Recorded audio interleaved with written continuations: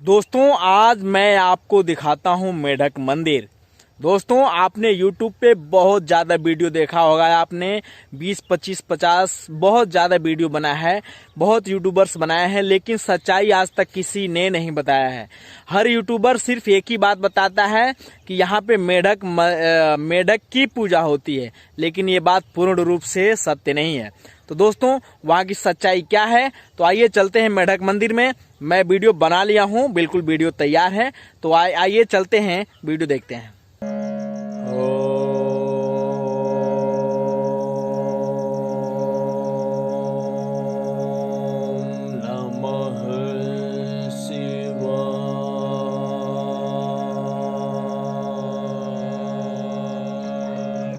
दोस्तों हम आ गए मेढक मंदिर के मुख्य द्वार पे। यहीं से जो दोस्तों एंट्री मिलती है सबको, और श्रद्धालु जा भी रहे हैं अंदर, हमें भी जाना है इसी रास्ते से। और ये साइड में देखिए, जो भी दूर दराज से भक्त आते हैं यहीं गाड़ियां पार्क करके फिर अंदर जाते हैं दर्शन के लिए। और इधर भी गाड़ियां पार्क हैं, इधर आप देख सकते हैं ये। तो हमें भी जाना है, तो चलते हैं इसी रास्ते से अंदर और देखते हैं और आपको भी दिखाते हैं यहाँ का नज़ारा। तो दोस्तों ये देखिए रहा मेढक मंदिर की एक छोटी सी झलक। दोस्तों बहुत ही सुंदर कार्य कराया गया है, बहुत ही सुंदर, अति सुंदर। आप देख पा रहे होंगे वीडियो में, बहुत ही सुंदर कार्य कराया गया है राजा बख्श जी के द्वारा। तो यहाँ का इतिहास क्या है, ये कब बनवाया गया था और किसने बनवाया था और किसके कहने पे बनवाया गया, क्यों बनवाया गया, आज दोस्तों वीडियो में देखते हैं। एक चाचा जी के द्वारा वही हमें जानकारी दे रहे हैं, और चलते हैं ऊपर।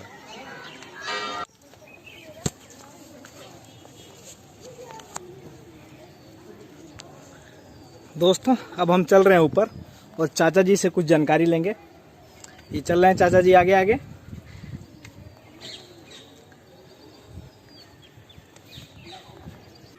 तो चाचा जी पहले बताइए आपका नाम क्या है? मेरा नाम रंजीत कुमार। तो रंजीत चाचा जी, आपका हमारे चैनल पर स्वागत है।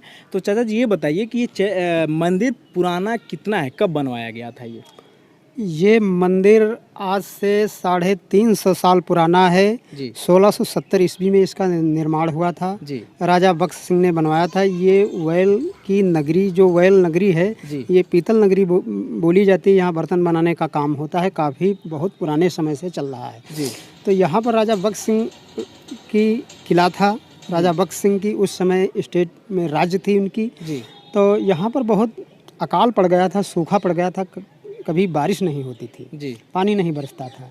तो एक बार एक मेघालय से कपिला तांत्रिक चलकर राजा साहब के दरबार में उपस्थित हुआ जी। तो राजा साहब की भेंट हो गई। तो राजा साहब ने उससे पूछा कि हमारे राज्य में पानी क्यों नहीं बरसता है, यहाँ की जनता बहुत परेशान है, सब खेती और ये पेड़ पौधे सब सूखे पड़े हुए थे जी। तो उसने बताया था कि मेढक के ऊपर आप शिव जी का जो मंदिर बनाएं तब बारिश होगी जी। तो राजा साहब ने सोचा कि चलो हम मेढक के ऊपर हम शिव जी का मंदिर बनाते हैं। लेकिन उन्होंने ऐसा अपने दिमाग में सोचकर ये सोचा कि यहाँ सूखा भी पड़ा हुआ है और काफ़ी बहुत बेरोजगारी भी फैली हुई है, आदमी बहुत गरीब परेशान रहता है, तो ऐसा मेढक के ऊपर विशाल और भव्य मंदिर बनाया जाए जिससे काफ़ी दिन तक लोगों को काम भी मिल जाएगा यहाँ पर। इसलिए राजा साहब ने इतना ये विशाल मंदिर, 4 इस मंदिर की मीनारें हैं जी, और एक मीनार ये शंकर जी की है जी। इसलिए ऐसा ये भव्य मंदिर बनाया गया है और ये मेढक की पीठ पर उन्होंने निर्माण किया जी।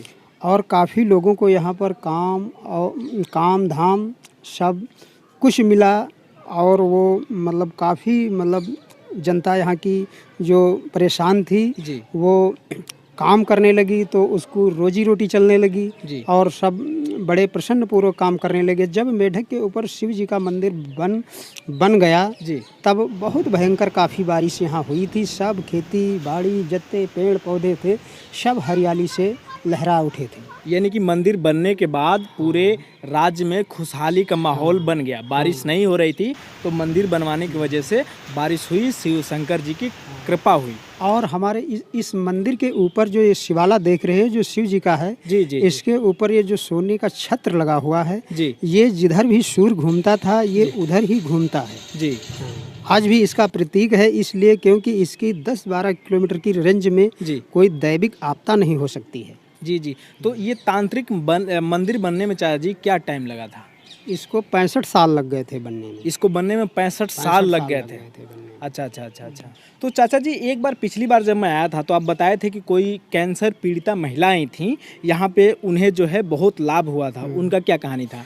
देखिए, एक महिला यहाँ रहती थी, जी तो वो बहुत गरीब थी, तो उसके एक बार पेट में कैंसर हो गया था। जी जी तो उसकी वो इलाज काफ़ी दिनों से कराई, लेकिन उसकी इलाज से उसका कैंसर नहीं ठीक हुआ जी और उसके वो शरीर में कैंसर सारा पककर जी और फटने वाला था कैंसर, जी फूटने वाला। तब डॉक्टर ने उसको रेफ़र कर दिया, अस्पताल से हटा दिया था जी कि कहा था कि अब यहाँ इसकी कोई इलाज नहीं है जी और आप इतने गरीब हैं, आप ऐसी इलाज कर नहीं पाएंगे। जी तो वो बेचारी चलकर वहाँ हॉस्पिटल से आ गई थी। जी तो उसने सोचा कि मैंने जीवन में कोई भी पूजा पृष्ठ नहीं किया है, कोई भी देवताओं का सहारा नहीं लिया है। जी तो वो अपने सच्चे और श्रद्धा मन से वो इस मेढक मंदिर में आई। जी और ये मंदिर जो है, ये मेढक मंदिर, ये तांत्रिक मंदिर है, ये तंत्र विद्या पर बना हुआ है। जी ये पूर्ण रूप से रिद्धि सिद्धि का मंदिर है। यहाँ पर कोई भी इनकी भोलेनाथ की शरण में आकर अगर रोकर इनके चरणों में गिरकर अगर इनसे जो कुछ कह देगा, जी उसका सारा कष्ट परेशानियाँ दूर हो जाती। तो वो आकर महिला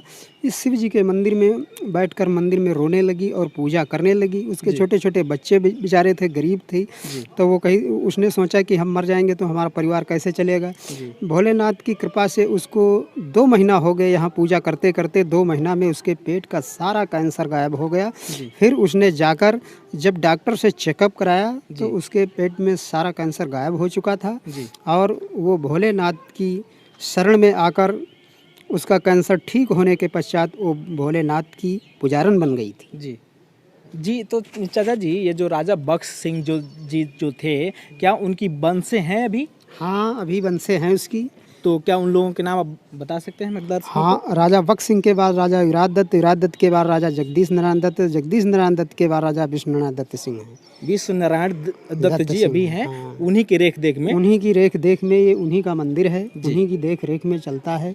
वो काफ़ी इसकी मतलब देख रेख सुरक्षित ढंग से उन्होंने रख रखाव इस मंदिर में किया हुआ है जी और उनकी राज्य में सारी प्रजा खुशी पूर्वक रहती है, कोई परेशान या कोई दुखी नहीं रहती है। वो आज हमारे इस वेल के बहुत प्रतापी महान राजा हुए हैं। जी हाँ। तो चाचा जी ये इस कुएं के बारे में बताइए, इस कुएं के बारे में जानकारी नहीं है, ये क्या है? देखिए, ये कुआं जो है, इस कुएं का लिंग नर्मदा नदी से जुड़ा हुआ है। जी जी। और ये इसका जो जल है जी ये इतनी काफ़ी ऊंचाई पर बना हुआ है, फिर भी इसका जो वाटर है, इसका जल है जी ये ज़मीन के बराबर पाया जाता है। जी जी जी। वो इसका ये है और यहीं से कुआं से निकाल करके यहाँ पे जो है पानी कुएं से निकालकर जो शिव जी के पे जल चढ़ाया जाता है वो इसी कुएं का जल चढ़ाया जाता है। ये बहुत जल स्वच्छ, बहुत पवित्र जी है। ये नर्मदा नदी से जुड़ा हुआ है लिंग इसका। जी जी एक बार राजा साहब ने इसमें एक लोटा डाल दिया था जी तो उस पर चिट्ठी लिखकर डाला था, तो वो लोटा नर्मदा नदी में निकला था। जी। यहाँ का इतिहास बहुत चाचा जी को मालूम है, तो आइए अंदर चलते हैं। और इधर आइए, ये जो गेट के ऊपर ये जो चौपाई लिखी है, जी जी लिखी है जो कोई इनकी शरणागत आवे ताकि सभी कष्ट मिट जाए। जी जी ये ऐसा भव्य, विशाल और तांत्रिक सच्चा दरबार है जी जो कोई भी इनकी शरण में आ जाता है जी उसके पास चाहे जितने भी कष्ट, महान कष्ट, चाहे जिस प्रकार से संकट से गुजर रहा हो, जी, उसके सारे कष्ट दूर हो जाते हैं। जी। अच्छा जी, जो शिवलिंग है, शिवलिंग के बारे में जो है बहुत इतिहास है, इसके बारे में बताया जरा कुछ हमें। हाँ, शिवलिंग के बारे में हम ये बताते हैं जी कि ये जो शिवलिंग यहाँ पर मंदिर में स्थापित किया गया है, जी इसी शिवलिंग की बाणासुर पूजा करता था जी। वो शंकर जी का बहुत परम भक्त था जी और वो रोज मिट्टी की मूर्ति बना बना के नर्मदा नदी में डाल देता था जी और वो मूर्ति उसमें पत्थर की हो जाती थी। जी। तब राजा साहब ने कपिला तांत्रिक के साथ वहाँ जाकर 1 महीना नदी के तट के किनारे उन्होंने तपस्या किया। जी।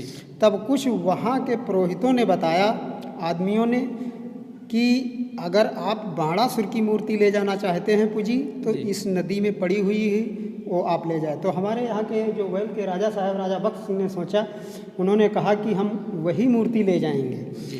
तब उन्होंने 1 महीना उस नदी के किनारे तपस्या करने के पश्चात जब उसमें नर्मदा नदी में जब छलांग लगाई थी तो ये शिवलिंग की मूर्ति जो थी ये उठकर उनके हाथ में ही आ गई थी। तो ये राजा बख्श जी को जो है उस नर्मदा नदी में मिली थी, वही यहाँ पे स्थापित की गई है। और इसको स्थापित करने के लिए उन्होंने सोचा, तो तांत्रिक से पूछा था कि इसका अर्घा कितना होना चाहिए, तो उसने बताया था कि 8 मने, यानी 1 कुंटल 8 मन होता है, 1 कुंटल 60 किलो।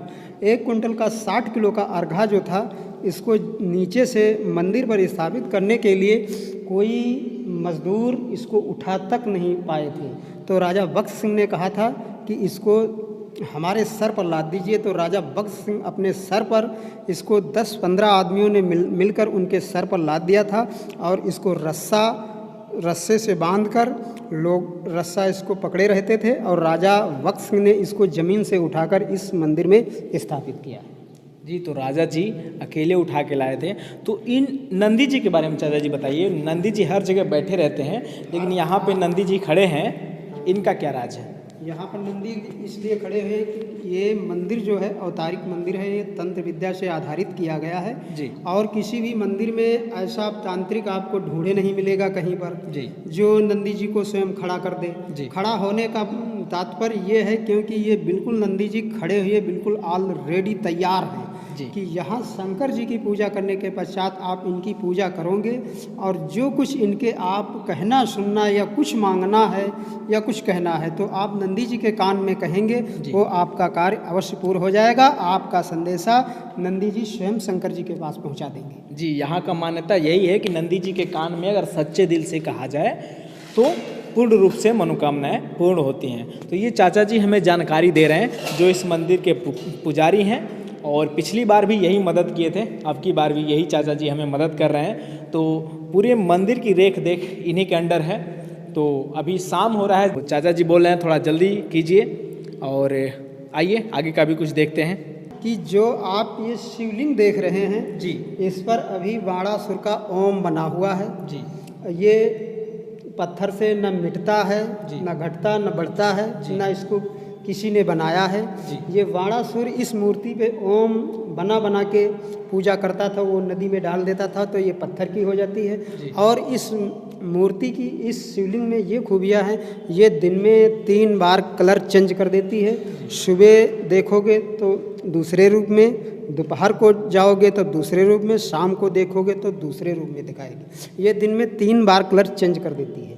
तो दोस्तों आप आएँ यहाँ पे ओयल तो दर्शन करके जरूर जाएं, क्योंकि ये शिवलिंग का एक और चमत्कार है आज के समय में कि एक दिन में 3 बार रंग चेंज करती है ये।